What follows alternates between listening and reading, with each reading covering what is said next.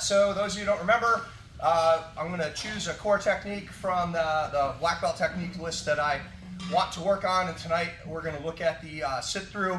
Then I want to look at how to counter the sit through. We'll see kind of what time we have left, and we'll hit the quick kill. All right, so Marty. A couple of things that I see as a problem for the sit through. Will you turtle for me? A good training partner, just for a training position, chest, hands over here by the knees.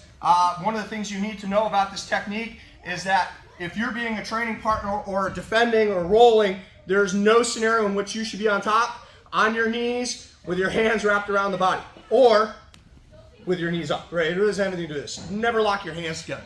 Better hand position. All right, you're on top. So, one of the things that I see is that people will initiate this move with their head still underneath the body. You're never going to escape if you'll be able to do that, right? So what I'm going to do is I'm going to rotate my body, or you can drive forward until your head pops out. But the reality is you need to get your head out from underneath. In the kids class, we say giraffe eats the leaves, right? They lead with the head. The next thing that I see is that people get here, and they go like this, and they try to use their arm to throw the person off.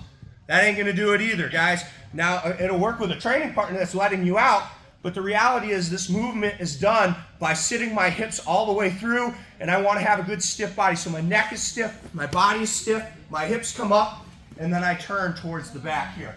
If you have floppy hips, right, you come here, they're just going to spin to your back, right? That's going to be a problem. So make sure you have that stiff neck. Relax. Yes. That neck is going to pull their body over top of you, and your hips are going to go under. So I clear my head, post, I wave, and then to the back. Again.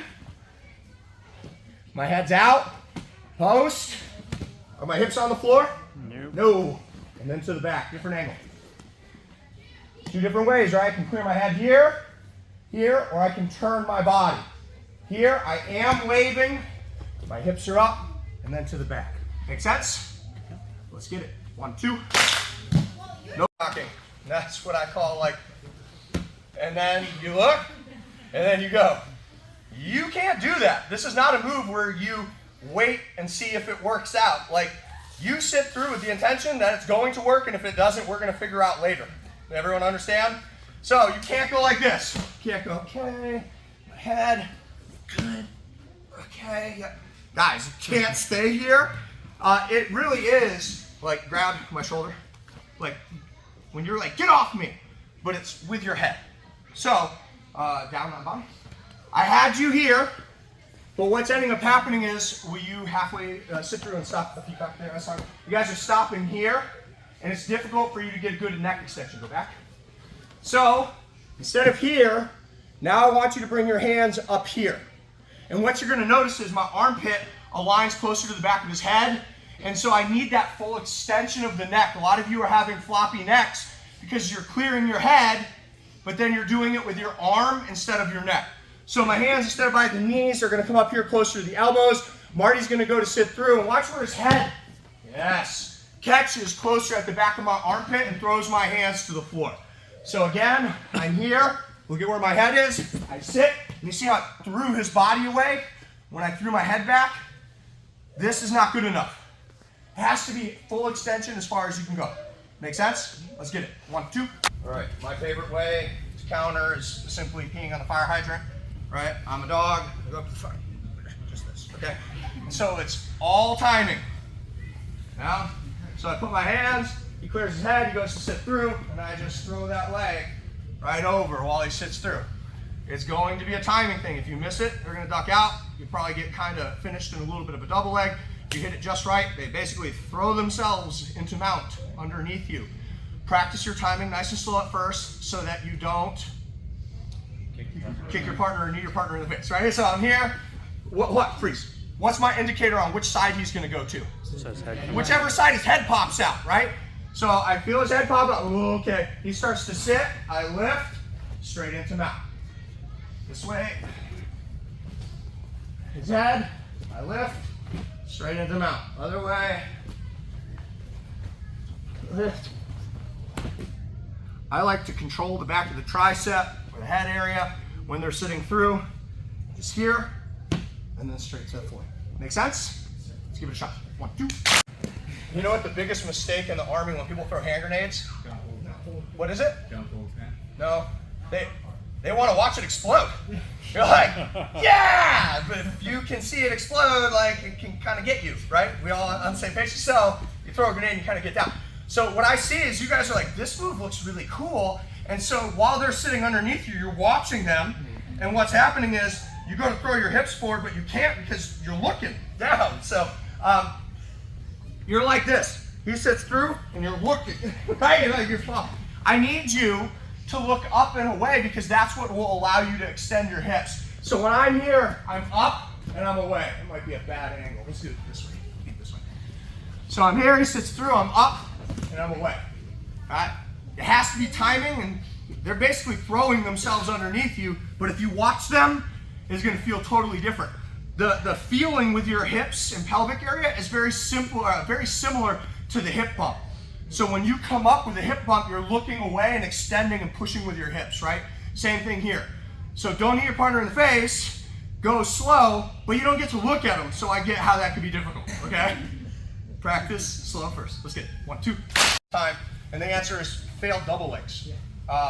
Being a little bit larger of nature, my level changes and explosiveness wasn't what I wanted it to be, and so a lot of times I would shoot a double leg with the intention of just making them sprawl. Like it was my double leg's good enough to make someone sprawl, but usually not good enough to get a hold of their legs, and so I would never even try to finish a double leg. I would just shoot a bad double and then sit through on people. And so, great technique, and it plays a lot.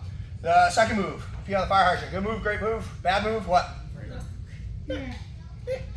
If you hit somebody with it, it'll be the one time in your life, right, against that person. That's one of those moves when it happens to you and you're good. It's because you've never seen it before and you're like, well, that's never going to happen again, right? That's like a take off your wrestling shoes and go home move, all right? So we're on the same page. Now we're going to look at what I consider to be a terrible move, but it is a classic jiu-jitsu move, and if you don't know it or how to get out of it, then it can, I guess, make you tap once or twice, and so like a quick kill. Turtle head this way. So variation of the clock choke, but it's a one-handed choke, so it's kind of like half loop, half clock. But my setup hand goes in front of the shoulder, and I get a hold of that lapel. It does not have to be deep. Now I'm going to take this hand, I'm going to feed it in by his neck, and then I'm going to rotate my hips towards the ceiling, just like the sit-through. It's why I taught the sit-through with this technique, right? So I'm here, my arm comes through, and then I'm going to turn my hips this way. And notice, he tapped, right? If you hear them go, that counts as tap, because a lot of people will be here with their hands on the floor, and it goes from nothing to getting strangled immediately, and they may panic, right? So if you hear a struggle, let go. Hand in front, hand around. I'm turning my hips up and towards the ceiling. Now, one of the mistakes I see is that people will come like this. This is discounting the most powerful part of your body, and that's the rotation, right? The core. So arm through, right? My arm comes through. If you want your elbow, that's okay.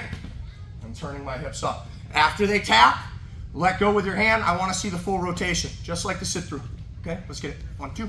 Rotate and how you block out the neck and head can change.